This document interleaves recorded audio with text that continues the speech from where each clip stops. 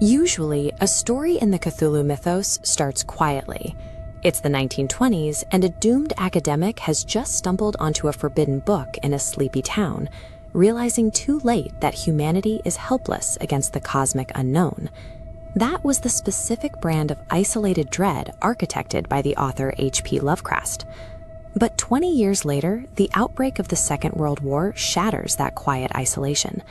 The globe is suddenly consumed by industrial warfare, massive movements of armies, and millions of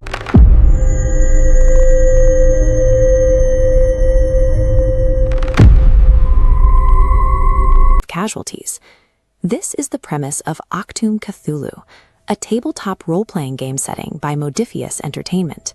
It suggests that the mundane theater of World War II serves as a cover for a multi-sided supernatural shadow war. With a global war as the backdrop, the focus shifts from the sanity of a lone individual to the potential extinction of the human species.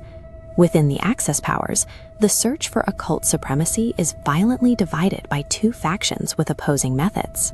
First is the cult of the Black Sun. Led by the sorcerer Reinhard Weissler, they operate with near impunity within the SS, relying on dark magic and blood sacrifices to achieve their ends. Guided by the entity Nyarlathotep, Weissler's objective is to tear open a rift to the Dreamlands and drag a corrupting Black Sun into our reality. Their bitter rivals are the Nachtwolfe, or Nightwolves. Founded by Mina Wolf, a former Black Sun member, this organization rejects sorcery in favor of what they call weird science. Wolf's organization scours the globe to harvest lost alien technology, reverse engineering these finds to build devastating machines of war.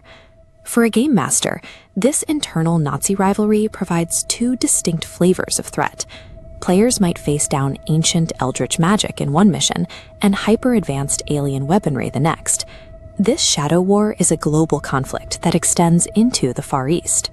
In Japan, the Thousand Suns faction has infiltrated the highest corporate and military ranks. They are controlled by the Naga, ancient serpent people who manipulate the empire from the shadows. Out in the Pacific, the Cthulhu cult and their aquatic allies, the Deep Ones, use the chaos of naval battles to mask their occult operations. They are actively breeding with coastal populations and consolidating power to free Cthulhu and his monstrous sons from their sunken oceanic tombs. While human leaders fight for world domination, these ancient entities view human empires as disposable tools to facilitate an apocalyptic awakening. To counter these supernatural threats, the British government formed Section M. It is an unconventional unit, throwing together gifted civilian amateurs, refugees from across Europe, and determined military veterans. Their operations combine standard espionage with lethal small unit tactics designed specifically to combat paranormal forces. Because their enemies operate worldwide, Section M agents might raid desert ruins in North Africa or track occult artifacts across the frozen wastes of Antarctica. Section M provides the tools to meet cosmic horror head-on, placing the player in the role of a defiant combatant rather than a helpless victim. Integrating cosmic horror into the Second World War forces players to confront these ancient entities through military force and active resistance. The gameplay centers on using Tommy guns and experimental technology to fight back against horrors that were once considered untouchable. But there is a grim reality underlying this setting. A total, unconditional victory by the Allies in the mundane war does not stop the influence of the mythos.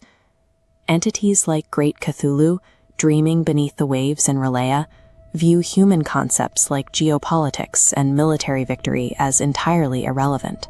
While humanity is busy destroying itself on a global scale, the true existential threat to the planet is simply waiting for the stars to align.